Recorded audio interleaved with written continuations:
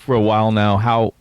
How much different is it in a bye week when you lose and when you win? And what did you feel like you guys got out of last week? Well, we got to go back and study a lot of fundamental things. And each coach would go on the field for those workouts, and we had some technique things to really concentrate and focus on. And we spent both days working on certain things that we think, that we need to be able to execute to move forward. So I think it was really good for us in regards to our fundamentals and techniques.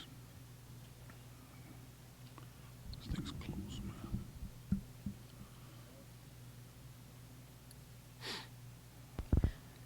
Garrick, obviously start off, as strong as you guys did. The loss is obviously unfortunate, not what you wanted. But how have you seen a difference, or have you seen just a different level of motivation in the guys and, taking that whole one-game season seriously and just kind of focusing on what's ahead right now?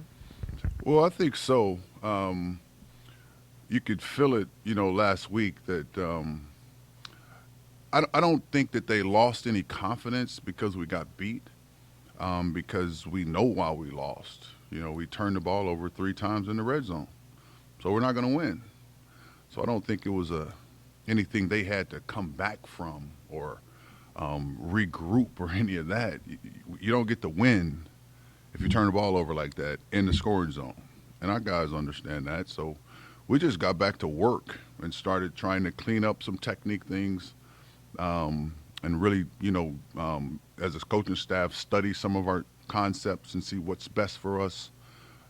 Get a lot of our guys back healthy so that we come into this week ready to go grind and prepare for the game.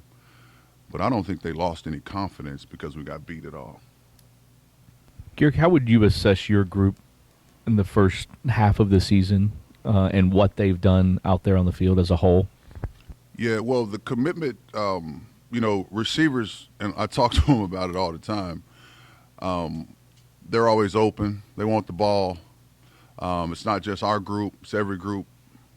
But their unselfishness and their, willingness to go block in the run game consistently has really been impressive to me, that they all are into it. They all want to go compete. They want to dominate the perimeter of the field, give our guys an opportunity to run the ball and get out in open space and do it, and they're committed to it. And that's been the most, impressive part to me is the unselfishness. And then in regards to the passing game, I think that, obviously, Jamari is, he's leading right now. I think he's he's mature, exactly what we thought. And he's been able to come through for us in clutch moments. But we have a lot more guys in there that are playing for us that have the ability, to go impact the game. I think we got 6 guys that we're playing with consistently, and I think all 6 at some point during the season are going to have to impact and, help win us a game. So I like all of them. Coach, how frustrating was it when you went back and watched that Pittsburgh tape, and how do you coach your guys, through to play through maybe things that don't go their way, calls they don't get during the course of a game? And when you say calls that they don't get, what do you mean? I feel like they were interfered with, it wasn't called. I feel like there's touching, grabbing, maybe it's not called. Yeah. Well, you really can't. You can't complain about that. You just got to keep playing. There's times probably when we're blocking on the perimeter and we got a hold of someone a little longer than we should. You just got to keep playing. And they wasn't frustrated. We got some calls. We didn't get some calls, but it's a hard job to be out there as a referee and make that call on the spot. We understand that. We're not using any excuses about that. We just need to play stronger, which is what we worked on. Play with more force and more power. We need to go attack the ball in the air and not wait for the ball to get down. So that's really was our concentration and focus all week. Before the pick game, there was some speculation that Jamari wouldn't play. He did play with the pad on his hand. How much did that limit him, and how healthy will he be for this Saturday? He'll be fine. He just wanted some attention. But he's fine. Yeah, he's fine. He's okay. Well, we really it didn't. He played a really good game. he wasn't able to block with both hands. He was able to put one of his hands, on a guy, but we didn't really want him to overextend himself and risk, getting injured. But, he's tough. He played and caught the ball well. There's a couple of plays I would bet he wishes that he had back, but it didn't limit him much, and he got a week off last week, and he's ready to go. He had a good practice yesterday. He's ready to go. When you look at Duke's defense, obviously you guys have some common opponents, but what do you feel like they just do that's so difficult? Or, they're only giving up, I think now it's 13 points a game. Before Florida State, it was only 9. Well, they're a veteran crew. They're well coached. They don't make mistakes, so they're not going to give you anything. You're going to have to work for everything you get. They're physical on all 3 levels, the defensive front. They're aggressive, they're quick. They tend to understand the snap count and when to come off the ball. They play different packages. They have a 3-down package and a 4-down package, and there's different linebackers on the field, but those linebackers are communicating with everyone. And then their secondary, they're playing with 3 corners and 2 safeties, and one of them is a sophomore, I believe, but the rest of them are grad students or seniors. So they've played a lot of football, and they don't make mistakes. They communicate and they play hard, and so we got our hands full. We got to prepare, during the week and get ourselves ready to go compete like crazy for 60 minutes because this is a veteran defense. They're well coached, and they don't make many mistakes out there. Garrick, Chris has got 7 of his 11 catches in the last 3 games, I think is what it is. How much have you seen him improve? And is he now doing the stuff you thought? You talked highly of him in preseason. Is it that kind of what the stuff you've seen from him? Yeah, Chris is he plays really hard.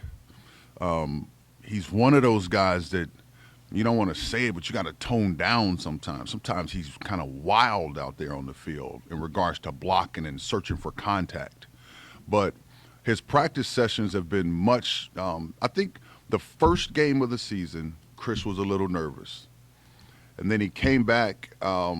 We played Murray State out there. He had a good week of practice. He made a mistake. He jumped off sides on the left side of the field.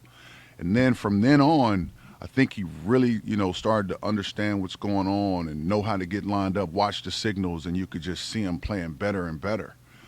So I think the sky's the limit for Chris. He's a freshman. He's a redshirt freshman. He's big. He's strong. He can catch. He's competitive. I love that guy. That guy's going to be a star around here. His confidence is up, and he's the type of kid that needs his confidence to be up.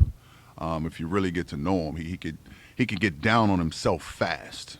And once you get to know him and know how to deal with him, there was maybe a game. Oh, he dropped a slant out here on one of our home games on our sideline, and it's the moment where do you get on him about it or do you lift him up and move him forward? Well, we were in the middle of the game, so let's just keep him moving forward. So it's just probably that I've got to know him and what his temperament's like throughout the game so I can keep him motivated and wait till Sunday to get on him real good. Having been with Coach Brom for a couple seasons, what is it about his approach that's allowed him to have success in, quote-unquote bigger games, whether it's upsets or ranked opponents? Well, we just believe that it's a one-game season. I know that sounds like a cliche around here, but, hey, man, just win the game we're playing this week. That's it. Don't focus on anything else. Just let's go undefeated this week. Now, there's a process to winning each game. And we have a schedule that, we believe in, that this is what we do on Tuesdays, this is what we do on Wednesdays, Thursdays. We try to freshen our guys up. Friday we have our walkthroughs, and then we turn them loose on Saturday. But we believe in you just play this one game. You don't focus on anything except winning the game we're playing. And I think our kids are starting to buy into it. Yeah, to help me understand the rules, you mentioned the 3 turnovers in the red zone. Probably the critical one was the 86-yard interception for the touchdown. It appeared on that play when Jamari was running his, route that he got knocked off of his route. Is that a legal defensive play, or is that something that shouldn't be allowed to happen? Well, I'm going to let you ask the referees that question. I don't know. That it's over now. That's something you have to ask the referees. It's an unfortunate thing that happened because I don't know that he could have avoided. It's a football play that happened. We just ended up on the bad end of that thing. Yeah, I think so. And it's a split-second play, so it's hard for a referee to see it and say, all right, what really happened? You know what I mean? Because it happens that fast. But I don't know. You're not going to trick me into getting in trouble for asking that question.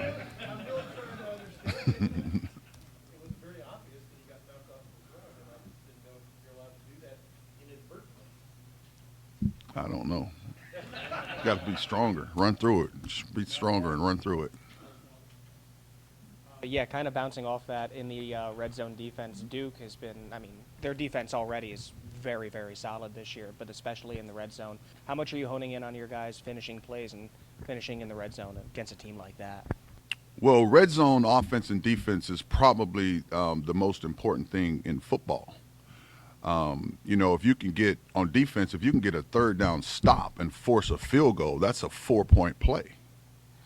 Whereas on offense, if you can convert the third down and get a score instead of the field goal, that's a 4-point play.